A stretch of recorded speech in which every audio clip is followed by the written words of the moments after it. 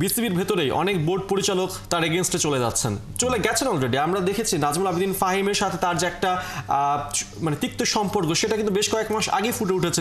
দুজন পাল্টাপাল্টি গণমাধ্যমে সে বক্তব্য দিয়েছেন। আবার আমরা দেখতে পাচ্ছি এই যে ফান্ড ট্রান্সফারের যে ঘটনাটা, এরপরে মাহবুব আলম এসে বললেন গণমাধ্যমের সামনে তিনি কিছু আসলে আগে জানতেন না, বা এই জিনিসটা আগে নির্ধারিত হয়ে এসেছে, তিনি শুধু সাইন করেছেন। এই যে বোর্ড প্রেসিডেন্ট একটা বোর্ড সভা না ডেকে এভাবে নিজের নির্বাহী আদেশে একটি সিদ্ধান্ত দিয়ে দিচ্ছেন এবং সেটা সাইন করার জন্য পাঠিয়ে দিচ্ছেন, এটা কতটা আসলে লেজিটিমেট? একটা জিনিস বলি, নাজমুল আবেদীন ফাহিম এবং ফারুক প্রেসিডেন্ট, ওনারা দুইজনই আমার খুব কাছের মানুষ, দুইজনই ভালো মানুষ, দুইজনই কিন্তু অনেক আন্তরিক। They are very very good cordial human being.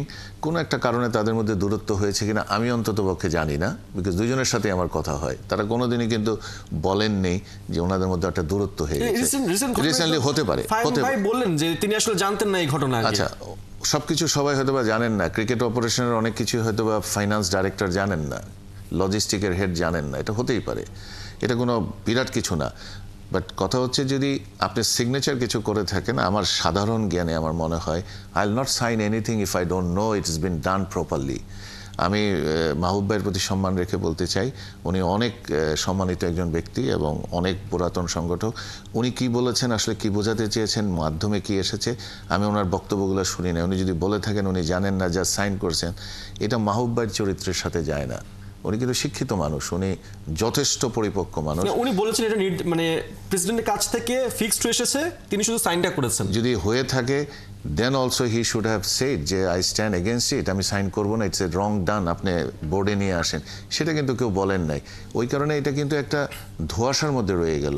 Process mistake একটা জিনিস, আর আরেকটা জিনিস হচ্ছে আপনি একটা ব্যাড ইন্টেনশনে একটা কাজ করেছেন, সেটা আরেকটা জিনিস। If your intention is correct, আপনি প্রসেস মিস্টেক করেছেন, দ্যাট ক্যান বি রেকটিফাইড, এটা কোনো সমস্যাই না।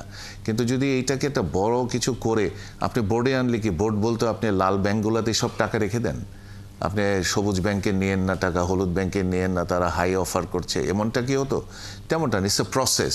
প্রসেসটা মিস্টেক হইলে একটা জায়গায় হতে পারে যে ওনাদের মধ্যে আলোচনা হয় নাই, উনি একতরফা ডিসিশন নিয়েছেন। আমার জানা অনুযায়ী বোর্ডে এইটা একটা একদম একদম প্রচলিত প্রথা যে প্রেসিডেন্ট অনেক কাজ করে ফেলেন, সেটা পরবর্তীতে বোর্ডে অ্যাপ্রুভাল হয়। এটা যদি ওনারা চেঞ্জ করতে চান, আমার মনে হয় কনস্টিটিউশনে it should be written. It is not written in the constitution. লেখা থাকতে হবে যে বোর্ড প্রধান কোনো কাজ এককভাবে সিদ্ধান্ত নিতে পারবেন না। দেন এরপরে যারা প্রেসিডেন্ট আসবেন তারা এটা নিয়ে করবেন না।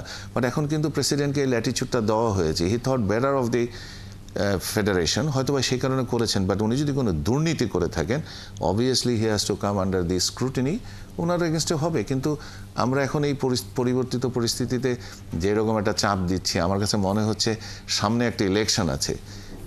এই ইলেকশনে প্রভাবিত করার জন্য অনেকের চরিত্র হনন করা, অনেক কিছু নিয়ে হয়তো বা কাজ হতে পারে, নট ভেরি ক্লিয়ার।